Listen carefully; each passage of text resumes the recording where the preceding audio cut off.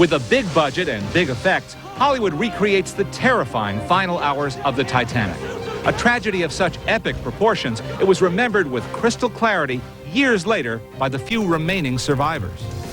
The sounds of people drowning are something that I cannot describe to you, and neither can anyone else.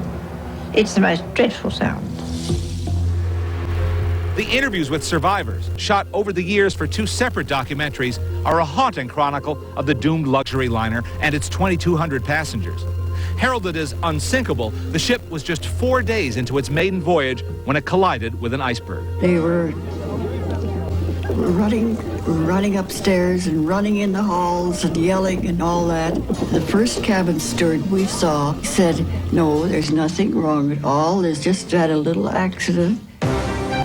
In fact, the damage had been devastating. Women and children were ordered to evacuate, but there were only lifeboats for half the people on board. My mother just yelled, screamed. She says, "Please let me in that boat." She says, "Those are my children."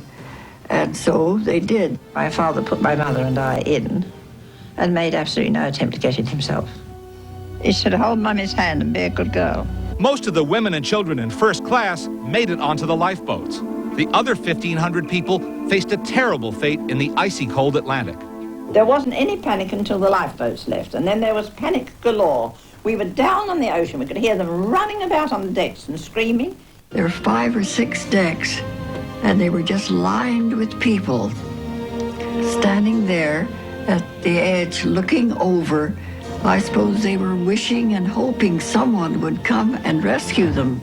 Those in lifeboats could only watch in horror as the ship broke in half and sank, a scene vividly portrayed in the movie. God almighty. In recreating the tragedy for the screen, director James Cameron says he began to understand the terror felt on board. I've been to the ship. I've seen the wreck on the bottom of the ocean. I've been on our set that we recreated. I've seen the hundreds of thousands of gallons of water pouring in on the people. I think I'm almost there to where I can imagine what it felt like, and it's terrifying. For survivors, rescue came at dawn. And as they huddled on board the SS Carpathia, they waited grimly for the loved ones they had left behind.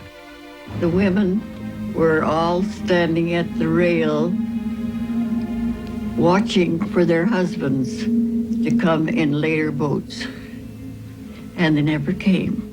The whole thing was a tribute to man's arrogance. To say a ship was unsinkable was flying in the face of God.